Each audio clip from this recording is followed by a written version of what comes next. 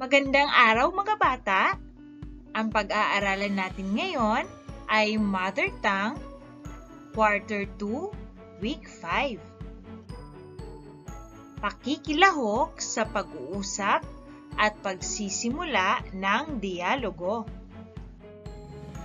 Sumasali ka ba sa usapan ng inyong pamilya? Tungkol saan ang inyong pinag-uusapan? Ano-ano ang madalas mong sinasabi tuwing nakikipag-usap? Ang pag-uusap o dialogo ay nagaganap sa pagitan ng dalawang tao o higit pa. Ang pag-uusap ay isa sa paraan upang maiparating mo ang nais mong sabihin. Ang pag-uusap o dialogo ay mabisang paraan upang lubos na magkaunawaan. Ginagamit din itong paraan upang ayusin o lutasin ang mga suliranin. Kung madalas na mag-uusap ang pamilya, higit na mapapalapit ang loob sa isa't isa. Lalong magkakaroon ng pagmamahalan. Tingnan ang larawan. Maaaring ikaw ang magsimula ng pag-uusap o makilahok dito. Sa tuwing gagawin mo ito, makabubuting ikaw ay maging magalang, magsalita kung tinatanong o kailangan lamang, makinig sa kausap, tumingin sa kausap, huwag makipag-away at magtanong sa hindi naunawaan. Paano nga ba makilahok sa isang pag-uusap o dialogo? Ano-ano ang mga tama o wastong gawin? Hindi dapat basta-basta sumasali sa pag-uusap ang batang katulad mo, lalo na kung matatanda ang nag-uusap. Tandaan ang sumusunod sa maayos na pakikilahok sa usapan. Una, hintayin bigyan ng pagkakataon upang makilahok.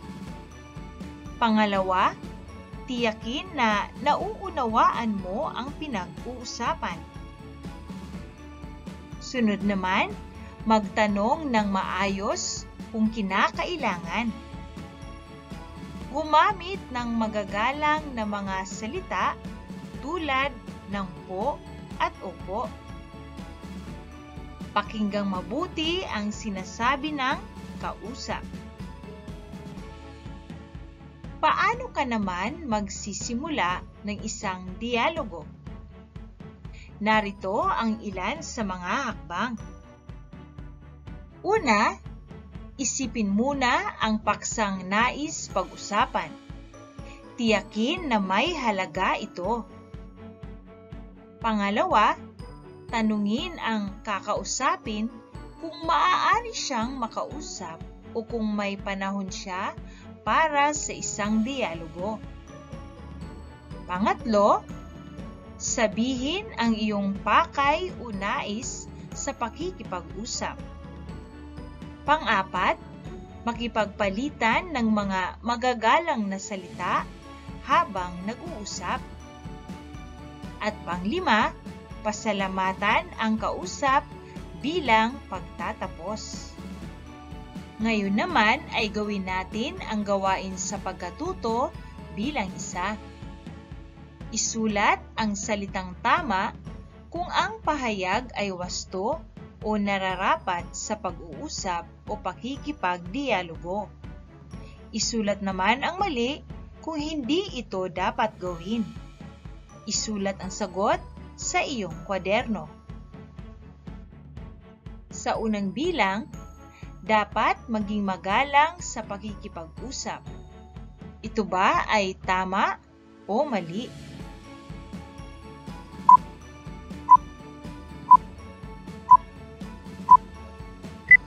Ang tamang sagot, ito ay tama.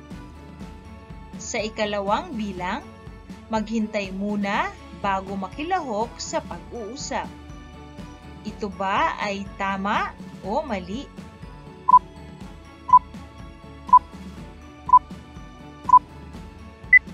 Ang tamang sagot, ito ay tama.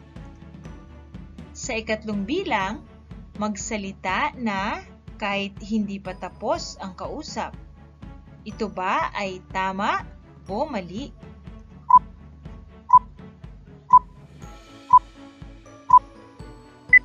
Ang tamang sagot, ito ay mali. Sa ikaapat na bilang, tanungin muna ang kapwa kung maaaring makausap. Ito ba ay tama o mali?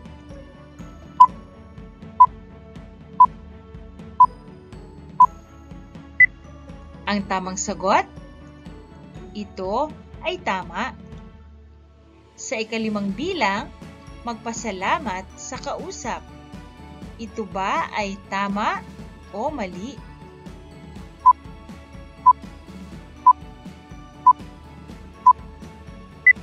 Ang tamang sagot, ito ay tama. Gawain sa pagkatuto bilang 2. Tukuyin kung aling kilos sa pakikipag-usap o pakikipagdialogo ang tama o wasto. Piliin ang letra ng tamang sagot. Isulat ito sa iyong kwaderno. Sa unang bilang, nag-uusap ang mag-asawang Paul at Kate. May nais itanong si B-Boy. Ano ang dapat niyang sabihin? A. Anong pinag-uusapan ninyo? B. Maaari po ba akong magtanong? C. Oo, alam ko rin yan.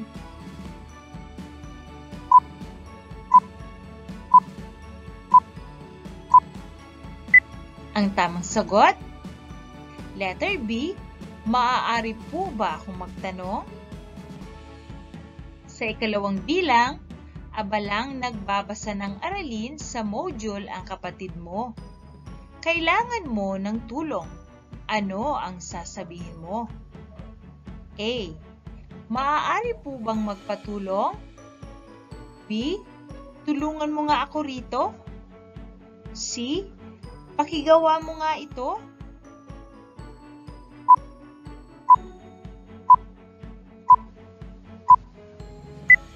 Ang tamang sagot, letter A, maaari po bang magpatulong?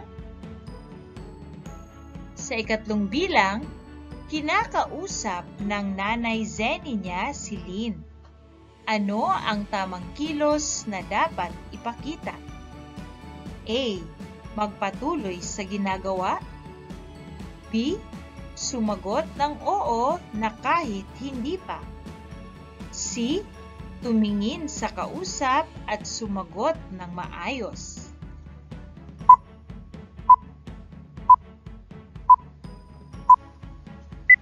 Ang tamang sagot, letter C. Tumingin sa kausap at sumagot ng maayos. Sa ikaapat na bilang, narinig mong nagtatalo ang dalawa mong kapatid. Ano ang sasabihin mo? A. Hindi maganda yan. Mag-usap kayo ng maayos. B. Sige, akong magsasabi kung sino ang magaling. C. Kakampi mo ako. Mas naniniwala ako sa iyo.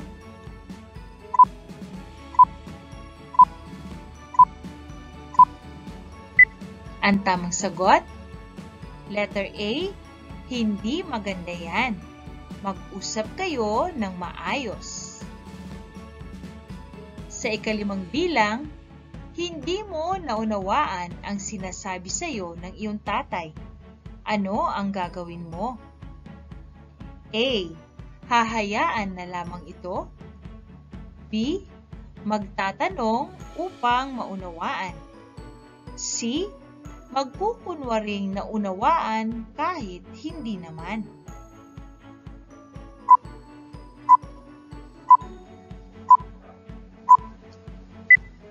Ang tamang sagot? Letter B, magtatanong upang maunawaan. Gawain sa pagkatuto bilang 4. Makipag-usap sa nanay, tatay o kapatid. Pumili ng paksang nais pag-usapan. Isagawa o ipakita ang mga tamang kilos. Markahan ng check ang hanay kung naipakita o hindi ang kilos. Gawin ito sa iyong kwaderno. Para sa gawaing ito, ay i-check ninyo kung inyo bang naipakita o hindi naipakita ang mga wastong kilos sa pakikipag-usap. Una, gumamit ako ng po at opo at iba pang magagalang na salita. Pangalawa, naghintay ako ng tamang pagkakataon bago nagsalita. Pangatlo, tumingin ako sa aking kausap. Pang-apat, nakinig ako sa sinasabi ng aking kausap. At pang-5, nagpasalamat ako sa aking kausap. Gawain sa pagkatuto bilang 5. Punan ang usapan ninyong magkaibigan tungkol sa inyong mga karanasan sa pag-aaral sa panahon ng pandemya. Gawin ito sa iyong kwaderno. Narito naman ang halimbawang sagot. Hello, Mark. Kamusta ka na? Mabuti naman, Ana. Ikaw, kamusta? Mabuti din, Mark. Natapos mo na bang sagutan ang iyong module? Natapos ko na sagutan, Ana. Handa na ako sa pasahan bukas. Mabuti naman kung ganun, Mark. Tinawag na ako ni Nanay. Paalam, Mark. Paalam din sa iyo, Ana. Hanggang sa muli, mga bata.